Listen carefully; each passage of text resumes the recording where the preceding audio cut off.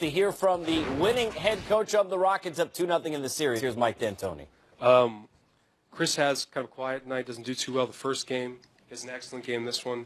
What was the experience like watching him exploit the pick-and-roll defense and just tear apart whoever that backup point guard was? Well, just did what he did. I mean, I didn't have a doubt about Chris. That's, most of our guys, they're going to have a bad game. I mean, James didn't have a great game tonight, so what? I mean, it's going to happen, and they'll be snapping back. And when we can get everybody on the good game page, again, we missed a slew of threes, but played great defense, hustled, and that's what you got to do. Gerald's second quarter, did that just spark everyone? Yeah, I mean, that kind of opened the dam up a little bit. We were just struggling, and he just, Gerald does that, and he gives us big spark. And then I thought Chris was good the whole game. And, so many guys just played. Nene came in and did a great job. He did defensively. He was really good.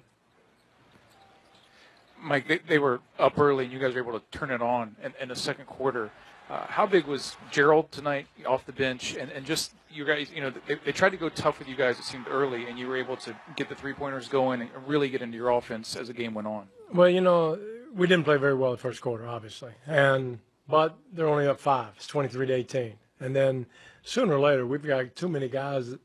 Somebody's going to catch fire. You hope. If not, you lose that game, you go to the next one. But Gerald did it. He came in. We were struggling, and he hit a couple of threes, opened it up. And then once you see the ball go in and once you get the monkey off your back, all that stuff, then, we played pretty well for about 2.5 quarters. Defensively, we played well the whole game.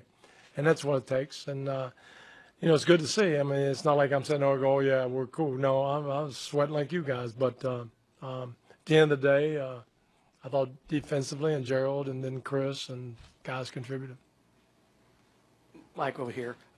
Mark from Fox. Yeah, I thought right. So. They make us say that. So you mentioned in after game one that things happened that had happened in the previous year.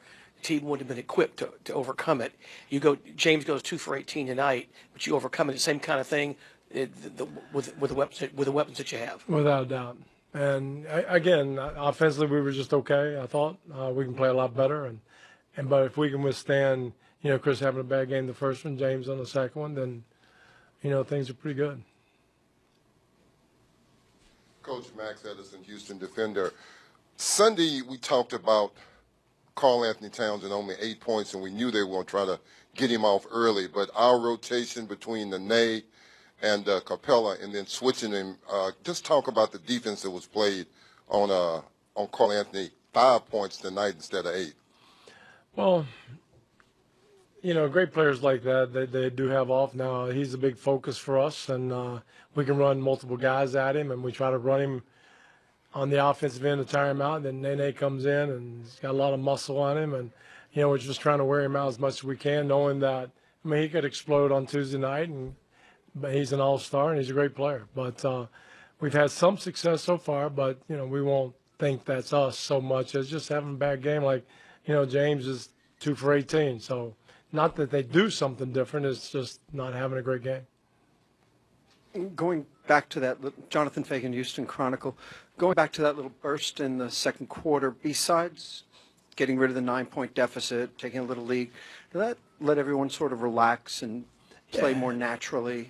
I think so. And, I'd be very surprised if, again, first couple games, and it's almost a blessing. I was talking to somebody that we struggled the first game because a lot of times you come out that first game, you win by a lot because you're so ready to roll, and that second game makes it really tough.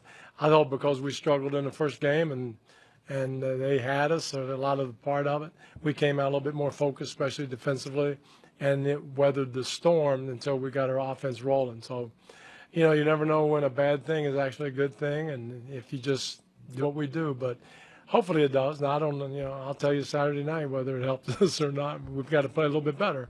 We can't just keep playing. We've like I said, it was a little bit better today, but we can go up another notch. Coach Kim Davis, Chalk Talk.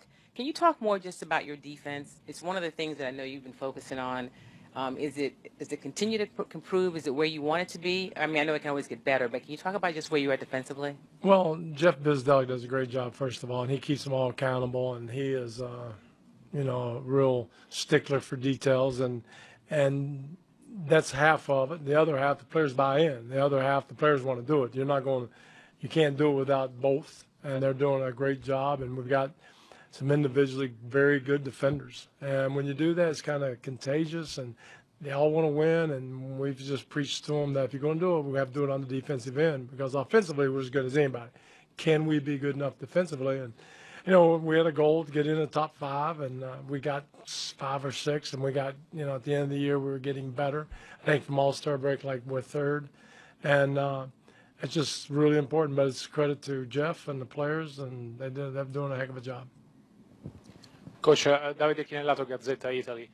Going into Game 3, what is going to be your mindset? Like the first 2 games are just a start, or you just forget about it and start over?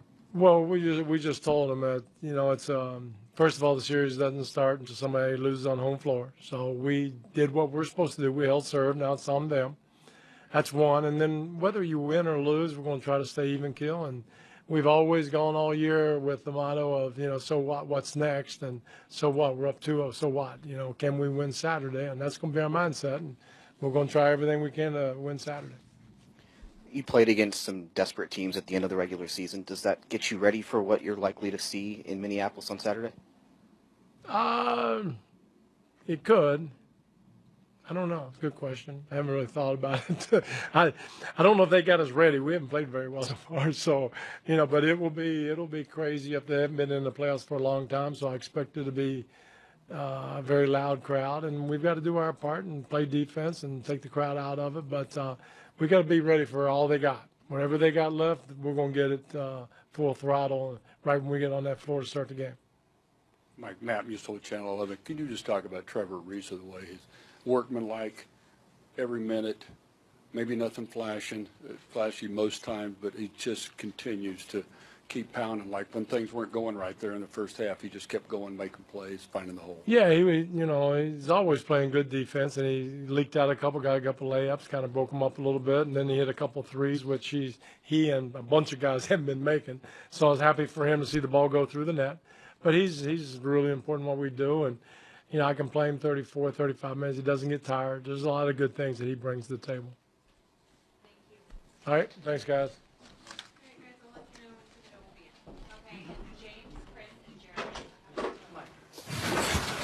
There's Mike D'Antoni. He has seen a lot of big nights from a guy who's going to be the MVP in James Harden.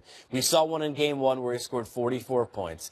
I'll use the old entourage. Would that be something you'd be interested in? If I told you, Griff, that you would get out of James Harden 2 for 18 and 12 points, is that something you'd be interested in?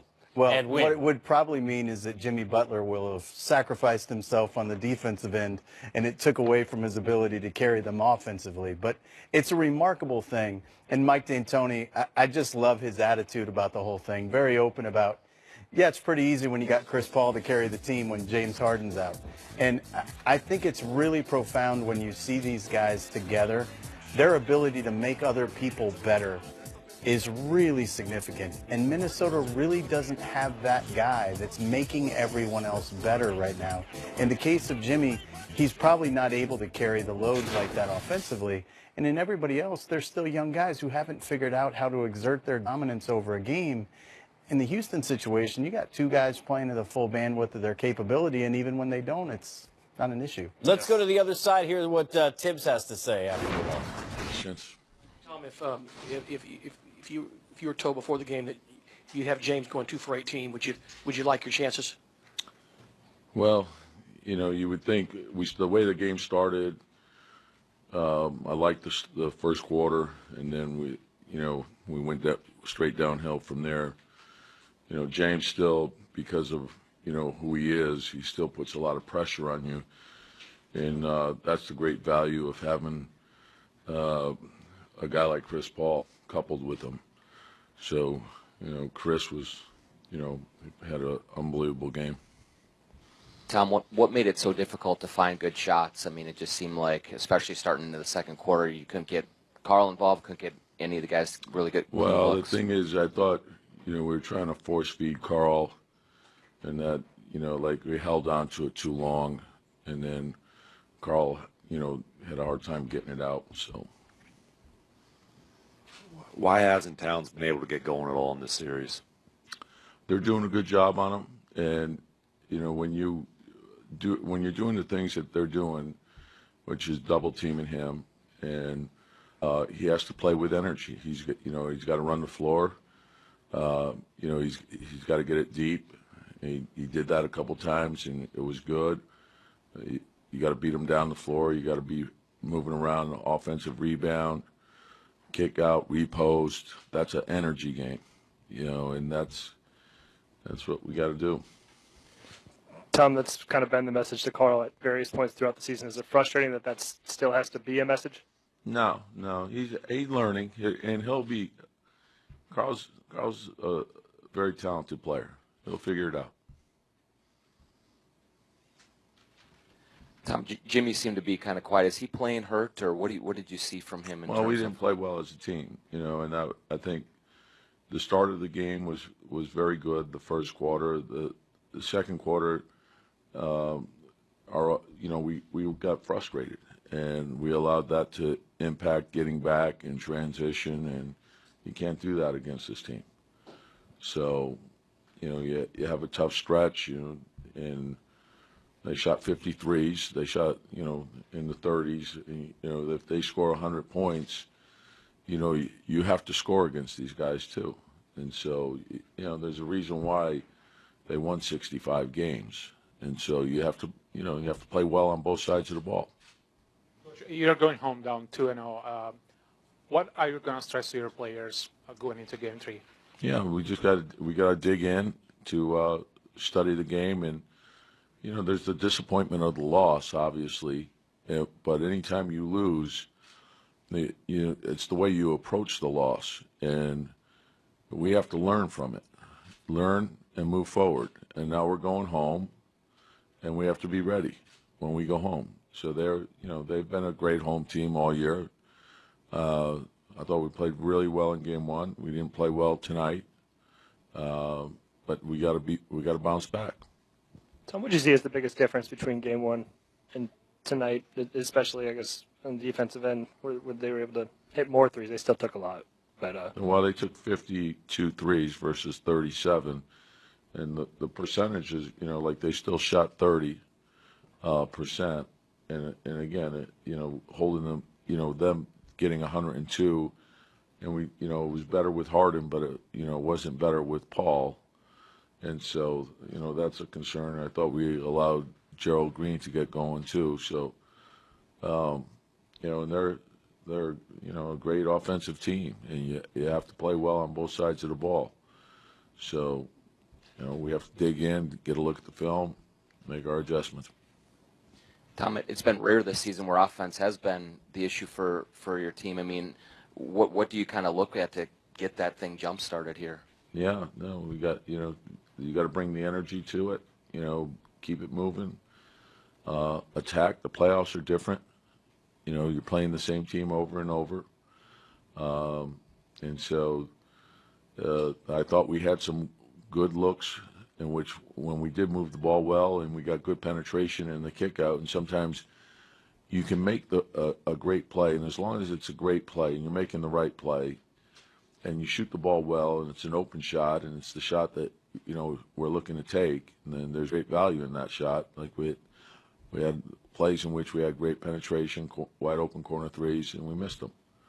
So when we miss them, we can't allow that to impact the effort to get back. Or if there's, if you drive it to the basket and you feel like you were fouled and you don't get a call, you're not going to get a call. It's the playoffs. So just get back. You got to play through things. You got to be mentally tough. You got to be strong. This is a battle of wills. So you got to read situations quickly. Thank you, Coach. Yep. James Yep. and Gerald will be in here shortly. You want to go grab one here and